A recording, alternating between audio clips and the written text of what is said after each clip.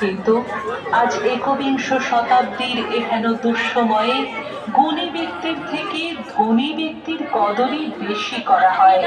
টাকার কাছে যেন প্রতিভার মূল্য খুব ফিকে হয়ে পড়ে। অর্থের বোঝা তাই সমস্ত মূল্যবোধের কাঁটাটাকে তুচ্ছ করে তুলা যন্ত্রের এক পাল্লা ভারী করে দেয়। স্বাস্থ্য, শিক্ষা, বিচার প্রতিটি ক্ষেত্রে আমরা যেন প্রতিনিয়ত হেরে যেতে বসেছি।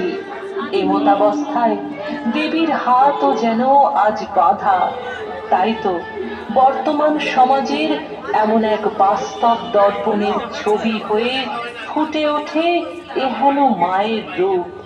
অর্থভারে নত বিদ্যা, যেখানে স্বয়ং জ্ঞানের দেবীর পাশে রাখা দাঁড়িপাল্লার এক পাশে পক্ষপাতিত্ব করা টাকা, অপর পাশে পাঠ্য বই, অন্যদিকে প্রেক্ষাপটে আঁকা ঘড়ির মাধ্যমে বর্তমান সময় এবং মাতৃভূমির মানচিত্র।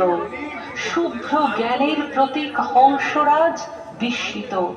সর্বোপরি স্বীকার্য এই উপস্থাপন শাস্ত্র মতে নয়, এটি শিল্পীর চেতনায় থিমের আকারে নির্মিত।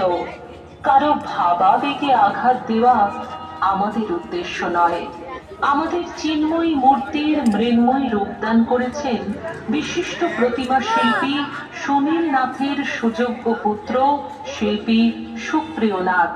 কাঙালিচরণ সেন রাস্তা, চন্দননগর, হুগলির হাট